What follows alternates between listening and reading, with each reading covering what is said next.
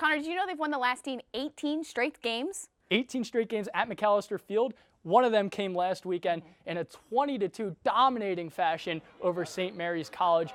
USC had 12 different players score. Zone is heading into this game as heavy favorites, and judging by the red and blue flooding in, this is almost a home game for the Wildcats. You were served with one of the harshest penalties in baseball history with your one-year suspension.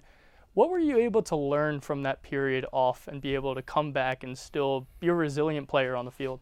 Yeah, I think, first of all, I think I made a mistake and I doubled down and made things worse. We mentioned that they're number 7 in the nation. They also have a big 8 on the board right now because they're on an 8-match win streak. It could be a chess match, and these two schools would come out into what would be an almost sold-out crowd here at the Galen Center tonight. While Colorado has historically been a bottom dweller in the Pac-12, they're coming into this game, Jackson, 4-1 record with their only loss coming against 4th-ranked Michigan. It's also losing the place where memories are made and the sentimental value that's going to make the transition from this firehouse to this fire station the hardest. You guys are upperclassmen now. You've kind of been going through this for a while.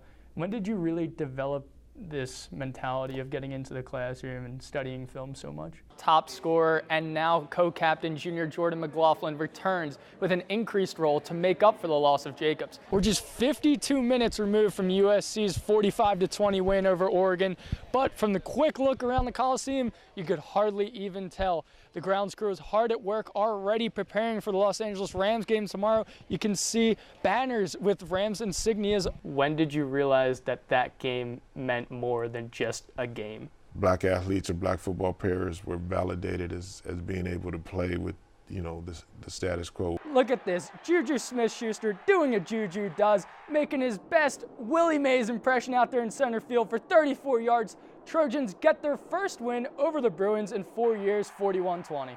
When you see them go into the motion like that, is it kind of a read that they're checking out of something into something that you're more familiar with, or how does that motion kind of give away what they're doing?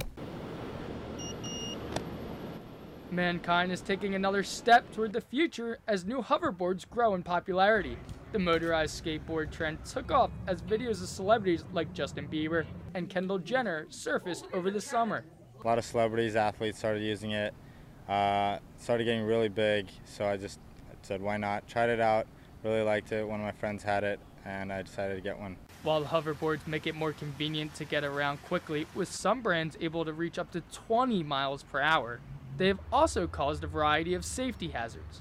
You take it towards the top speed, the whole thing I've noticed kind of like shuts down and acts like it's out of battery, essentially, and the top part kind of like there's no more resistance, and it was swinging back and forth, and I kind of like flew off of it. Aside from falls, they've also been known to easily overheat. This video shows one board catching on fire and the batteries exploding out of the board.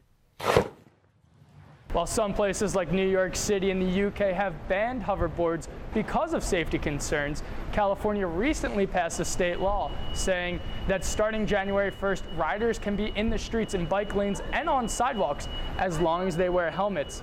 However, USC students might not have to be concerned about getting the added safety protection.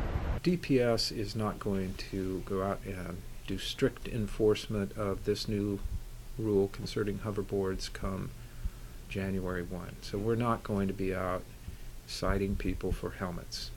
Even with the safety concerns, hoverboards continue to be widely sold, with stands popping up on campus and over the internet.